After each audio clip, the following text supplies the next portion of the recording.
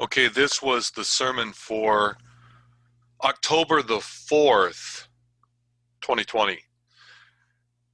Last week we talked a little bit about how Christianity caused the abolition of slavery, and we don't hear about that. There's other things that we're not hearing about too as well.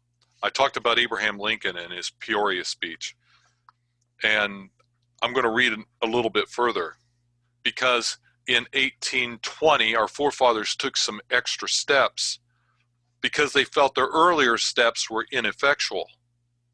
And so they decided to go ahead and make the slave trade piracy and annex to it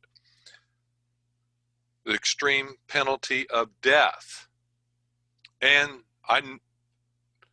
people did die.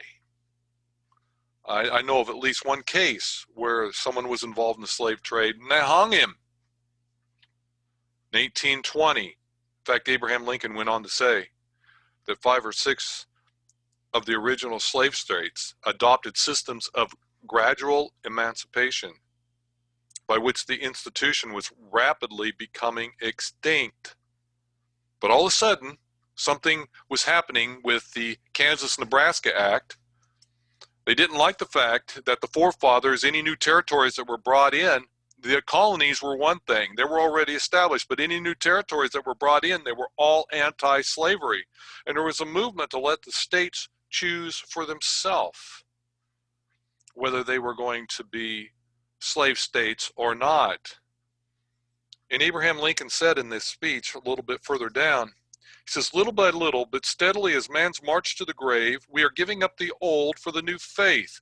Nearly 80 years ago, we began by declaring that all men are created equal.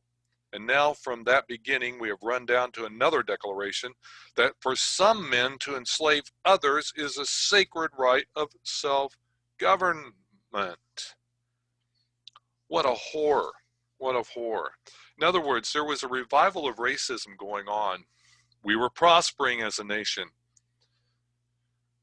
There was another story that was happening after the Revolutionary War that we need to become aware of. And that story really starts with the world and its prosperity, but you cannot ignore Charles Darwin and the theory of evolution.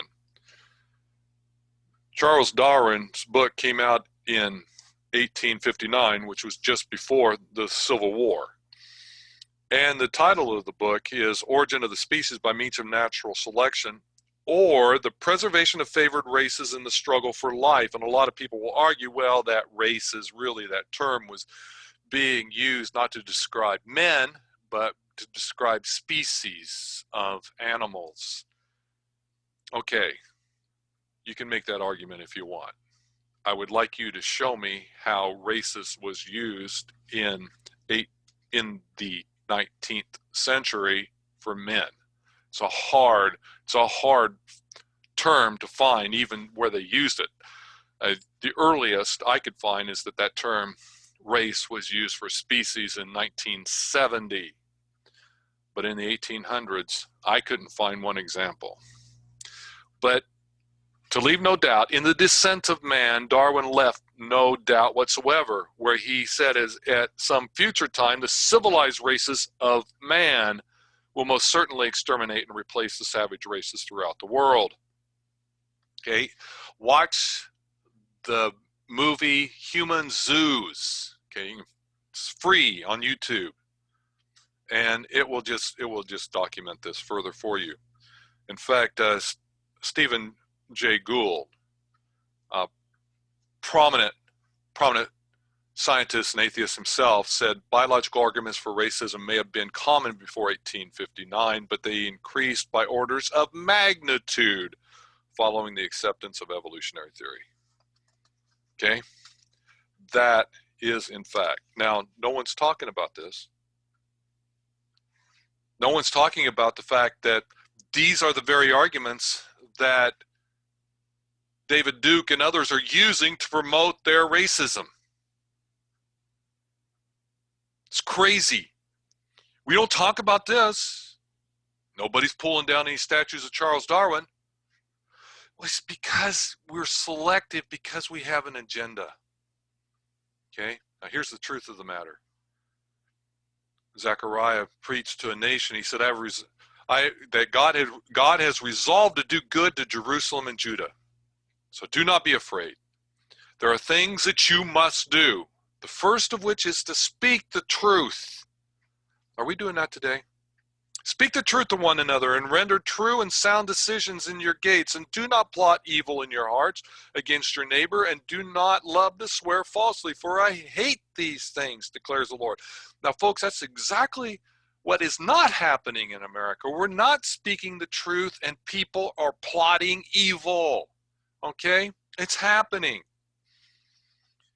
Remember this, the Lord detests lying lips, but he delights in people who are trustworthy. If we want to be a trustworthy people, a nation that God can bless, we got to start telling the truth.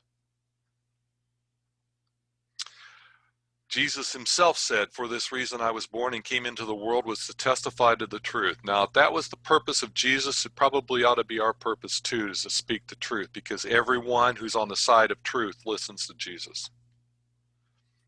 Pilate said, "Well, what is truth?" And don't we hear that cry today? Well, you've got your truth and I have my truth, and we just let live and let live, right? That's not going to work. That's not going to work. So, are we listening? Okay. Did you hear anything new today? I bet you didn't hear that about Charles Darwin.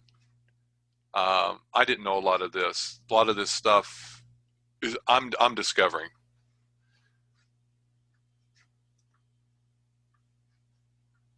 One of the best ways I think that we can handle this is just learning to ask good questions. Like, hey, what happens to our inalienable rights when we no longer believe in a creator? Because the creator was the one that gave them to us, but if we don't believe in a creator anymore, what happens to them? Like the right to life? What happens? Asking good questions can be one of the most unarming ways to advance an argument. And anytime you ask a question, you don't have to provide an answer. You just have to ask the question, and you can walk away and leave the question. Sometimes that's the best way to do. And nice thing about asking questions, you don't have to worry about it. Well, what if I'm wrong? You're just asking a question. You're asking for information. And asking the right question, if you're arguing with somebody that's smarter, all you've got to do is just ask the right question. Okay? You say, well, I'm not good at expressing myself. I want to challenge you. If you're a Christian and you say you're not very good at expressing yourself, that's one thing. That's like saying, well, I'm a basketball player, but I'm just not very good at dribbling. No, you're a basketball player. You've got to dribble. That's the way it is. If you're a Christian, you've got to be good at expressing yourself, because we're ambassadors. And if ambassadors can't express themselves, we're in trouble. Okay?